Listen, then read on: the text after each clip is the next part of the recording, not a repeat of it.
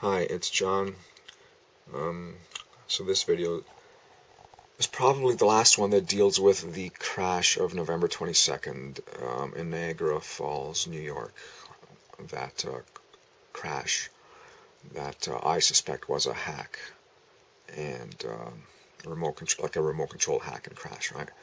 So before I get back to the details of why I suspect my brother for that crash. By the way, this is late at night now. It's actually technically now November 23rd as I'm making this video. So I'm tired. I should be asleep, but I just want to finish this and get as much of this information out there as possible. So excuse me if I'm not going to be as articulate here as I might have been in the previous video.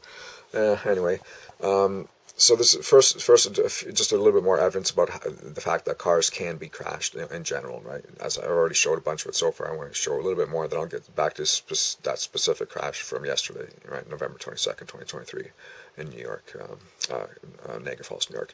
Okay, so this one here is from Vox.com. There's the address bar information. If you want to, put it into your address bar, you should be able to pull up that story. This is what came up on Google. On Google, I didn't click on it. I just highlighted the story. I mean, the basic link to the story, right? And because that's the most important information here. And trying to be as concise as possible without reading every paragraph of every story. Okay, so I'm going to read the headline now for the visually impaired, and then a few lines underneath. Hackers can now crash cars from hundreds of miles away. Vox. July 21, 2015. Hackers can gain access to the internal networks of late model vehicles, then tamper with the brakes and transmission. Okay, done reading that one, but I think it's a lot more than brakes and transmission, as I've mentioned previously in the previous videos, and as the evidence has shown. Now here's another story. Here's the address bar information. Right, if you want to put that into your address bar. Okay. This is from USA Today. Headline: How to prevent hackers from taking control of your vehicle. April 6, 2023. A determined hacker can intercept or block your key fob signal, infiltrate your car's software, or remotely control your vehicle. Okay, so I'm done reading now. All right. Now I just want to say, what this tells you is that the cars can be hacked, right? Now the headline implies that they're going to tell you that this USA Today article is going to tell you how to stop your vehicle from being hacked. Well, maybe that works for some models of cars.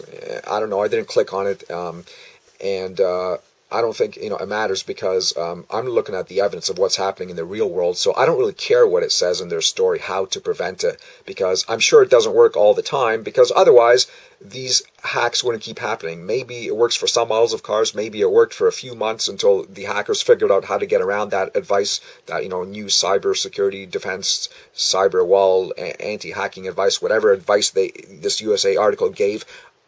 Maybe it worked for a few weeks or a few months, but obviously it's not working anymore. Otherwise, that crash wouldn't have happened yesterday, long after April 6, 2023, because yesterday, again, was November 22nd, 2023. All right, so that's 6 months after April, and it's still happening. And in June, a few months after April 26, 2023, in June 15, 2023, that major bus crash happened in Manitoba, Canada, where 16 people got killed, at least 16. And I believe, that for several reasons that my brother was behind that he hacked and remotely, controlled that bus into a crash. All right, and I've referenced that before a little bit in previous videos, and I'm going to have a lot more to say to it in depth in some future video before the end of this year, before the end of 2023. Okay, so and there's been some other suspicious crashes that are indicative of hacking and crashing long after this April 6, 2023 article. So whatever advice USA Today had obviously didn't work, okay, because these crashes keep happening with a lot of evidence that cars are being hacked and crashed. And of course, most of them are not even going to make the news, right? It's only the very spectacular ones that make the news, right? So I think, for every spectacular one that makes the news, or for every one that, gets my attention, even if it's not spectacular, just, based on the fact that it makes the news, and there's some significant numbers surrounding it that make me suspect my brother and further research it, for all of those, there's probably at least another 10 for each one of those that doesn't make the news, like, at all, right? That is also either being done by my brother or by some other crazy hacker somewhere in the world, right? So this stuff keeps happening, right? I mean, basically, the thing to remember is this, people.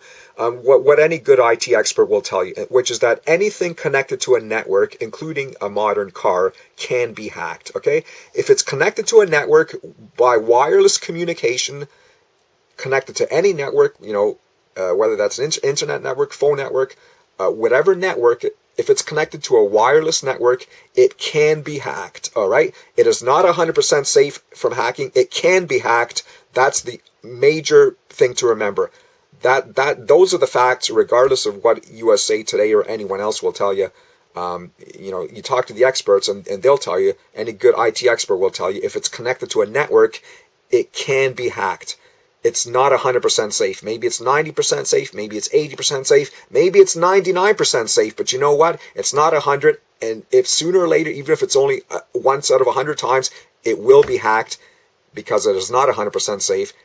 And when it is hacked, some of those will be crashed, because some of the hackers are insane psychopaths. And that's all there's to it. Now, back to the specific crash of November 22nd, 2023 in New York.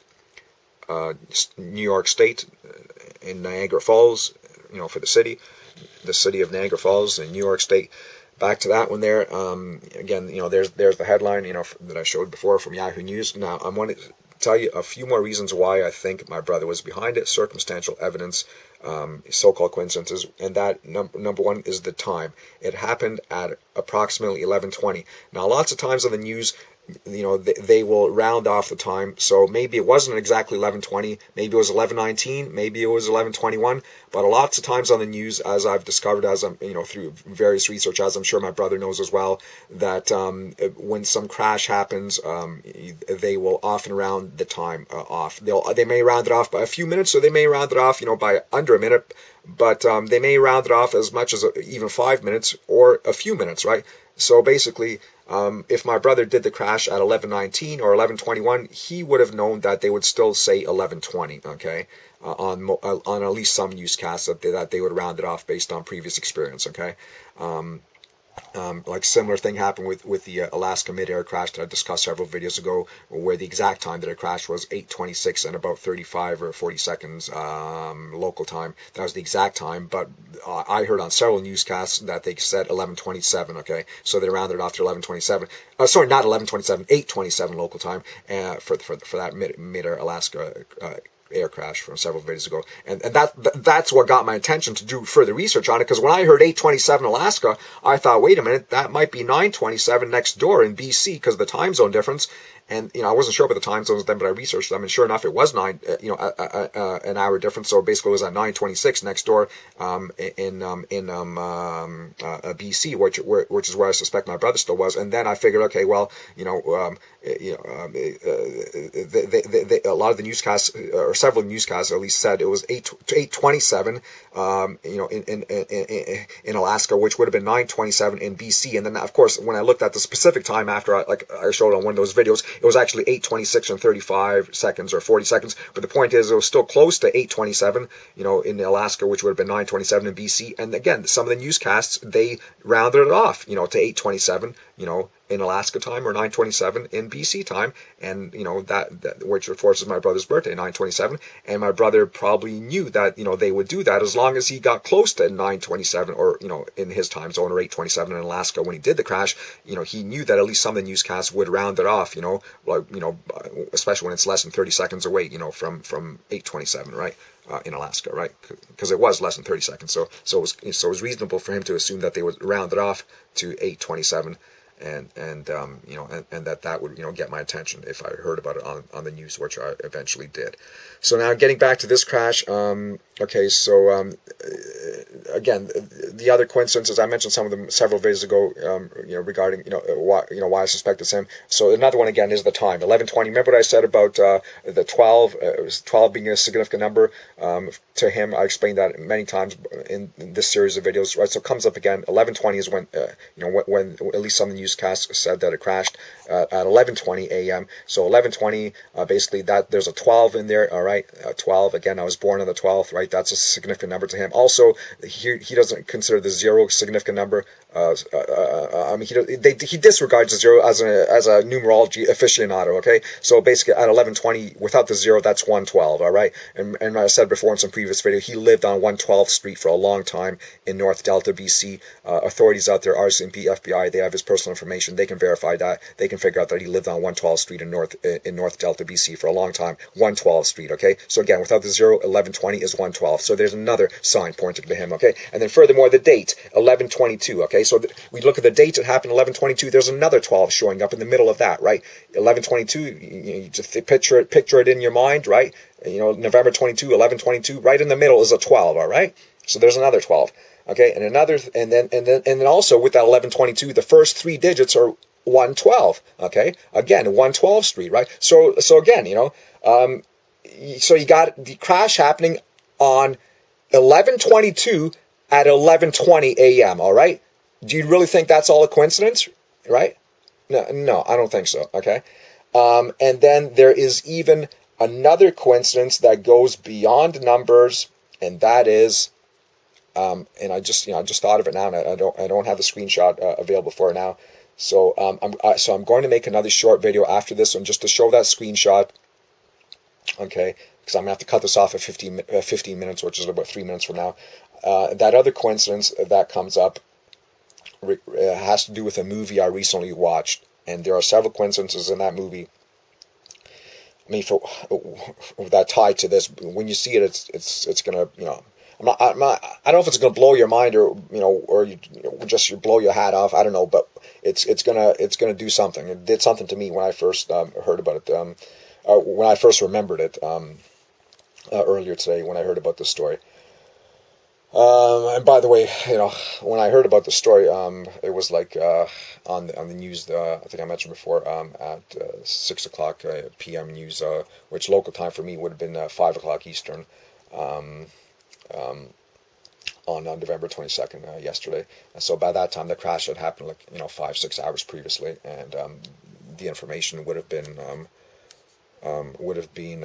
hopefully more accurate than the first couple of hours.